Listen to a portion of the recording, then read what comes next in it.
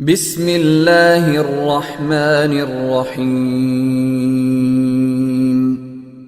السلام علیکم ورحمۃ اللہ وبرکاتہ۔ ان الحمد للہ نحمده ونستعینه ونستغفره ونستهدیه والصلاة والسلام على سید المرسلین محمد وآلہ وصحبہ اجمعین، اما بعد۔ حاضرین و ناظرین، یہ درس قرآن نمبر 506 ہے۔ سورہ مائدہ کی دو آیتوں کی تلاوت اور تشریح کی جائے گی، آیت نمبر 53 اور 54، 53 and 54۔ اعوذ باللہ من الشیطان الرجیم، بسم اللہ الرحمن الرحیم۔ وَيَقُولُ الَّذِينَ آمَنُوا أَهَؤُلَاءِ الَّذِينَ أَقْسَمُوا بِاللَّهِ جَهْدَ أَيْمَانِهِمْ إِنَّهُمْ لَمَعَكُمْ حَبِطَتْ أَعْمَالُهُمْ فَأَصْبَحُوا خَاسِرِينَ۔ يَا أَيُّهَا الَّذِينَ آمَنُوا مَن يَرْتَدَّ مِنكُمْ عَن دِينِهِ فَسَوْفَ يَأْتِي اللَّهُ بِقَوْمٍ يحبهم ويحبونه أذلة على المؤمنين أعزة على الكافرين يجاهدون في سبيل الله ولا يخافون لومة لائم ذلك فضل الله يؤتيه من يشاء والله واسع عليم۔ صدق اللہ العظیم۔ لفظی ترجمہ یوں ہیں، وَيَقُولُ الَّذِينَ، اور کہیں گے وہ لوگ جو آمنوا، ایمان لائے، أَهَؤُلَاءِ الَّذِينَ، کیا یہی وہ لوگ ہیں جنہوں نے اقسموا باللہ، اللہ کی قسمیں کھائی تھیں، جہد ایمانہم، وقت قسمیں اپنی تاکید سے، انہم کہ بے شک وہ، لمعکم البتہ تمہارے ساتھ ہیں، حبطت اعمالہم برباد ہو گئے ان کے اعمال، فاصبحوا خاسرین اور وہ ہو گئے خسارہ اٹھانے والے۔ یا ایہا الذین آمنوا، اے لوگو جو ایمان لائے ہو، من یرتد، جو شخص پھر جائے، منکم تم میں سے، عن دین ہی اپنے دین سے، فسوف یأتی اللہ، تو عن قریب لے آئے گا اللہ، بقوم ایسے لوگ کے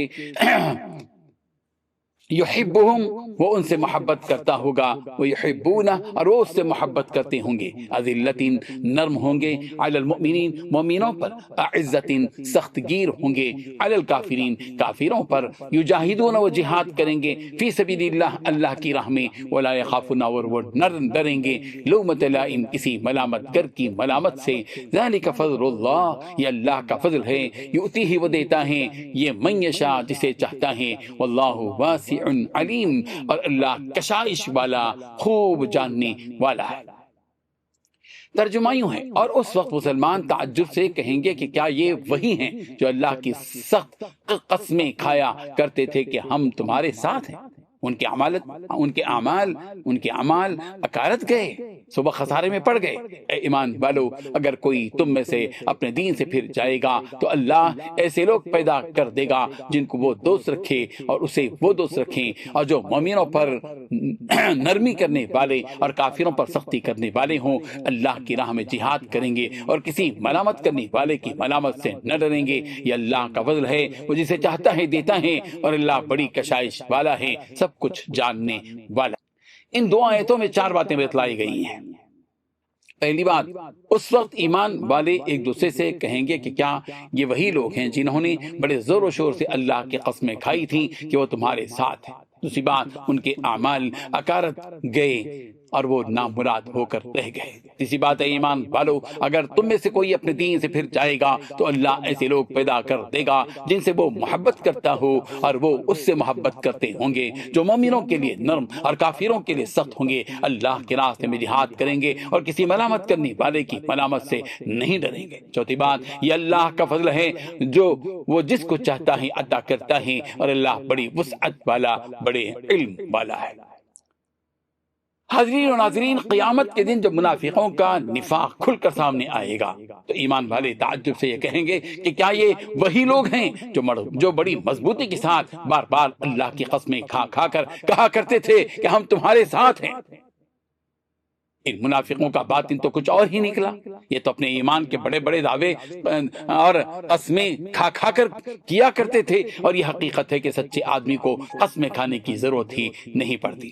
آدمی اگر سچا ہوتا ہے تو اس کے اچھے اعمال اور بلند اخلاق ہی سے اس کے سچے اور اچھے ہونے کا پتہ چل جاتا ہے. وہ اپنی سچائی کے لیے قسموں کا محتاج نہیں ہوتا. چونکہ یہ منافقین اپنے ایمان کے دعوے میں جھوٹے تھے تو اپنے جھوٹ کو سچ ثابت کرنے کے لیے بار بار قسمیں کھاتے تھے. حقیقت یہ ہے کہ وہ کافروں اور یہودیوں میں سے تو ہو سکتے ہیں مگر مومنوں اور مسلمانوں میں سے نہیں ہو سکتے. ان کے اس نفاق کی وجہ سے ان کے وہ سارے ظاہری اعمال اکارت ہو گئے. اس طرح یہ خسارے اور نقصان میں پڑ گئے.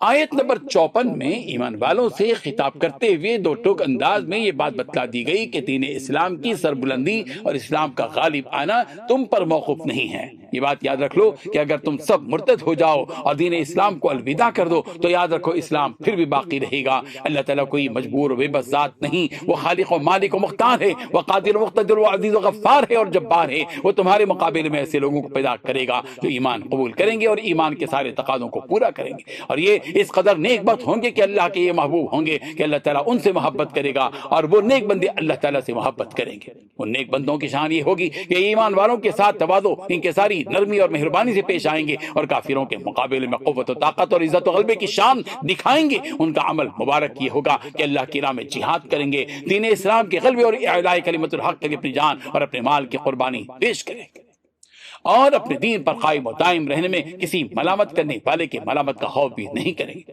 اور یہ بات یاد رکھو کہ ان مومنوں کو جو یہ توفیق خاص اور توفیق خیر نصیب ہوئی ہے دراصل اللہ کا فضل و کرم ہے، اور اللہ تعالیٰ کا دستور یہ ہے کہ وہ جس کو چاہتا ہے اپنا فضل عطا فرماتا ہے. اس دور کے مسلمانوں کو یہ آیت للکار رہی ہے اور اس بات کی دعوت دے رہی ہے کہ جس طرح تمہارے جسم کے تقاضے ہیں اور تمہاری رشتہ داریوں کے تقاضے ہیں، بالکل اسی طرح دین و ایمان کے بھی تقاضے ہوتے ہیں. تمہیں صرف 2 وقت کی روٹی کے لیے اپنی پوری زندگی قربان کرنا نہیں ہے بلکہ اپنی زندگی کے مقصد کو سمجھنا ہے اور ایمان کے تقاضوں کو پورا کرنے کی جہد مسلسل کرنا ہے.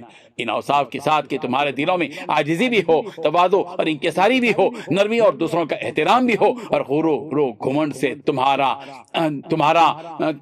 دور کا بھی واسطہ نہ ہو. اللہ تعالیٰ اس وقت والے بھی ہیں اور ساری حقیقتوں کا علم بھی رکھتے ہیں. اس وسیع رب کے وسیع دین کو وسیع پیمانے پر پھیلانے کے لیے اپنے دل کی دنیا کو وسیع کرو، بڑی نیتوں کے ساتھ رہو، حرکت میں آؤ، اپنے دلوں میں ایک تحریک پیدا کرو، پھر دیکھو حرکت میں برکت کے آثار کس طرح نمایاں ہوتے ہیں.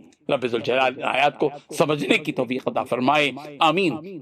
وآخر دعوانا ان الحمد للہ رب العالمین.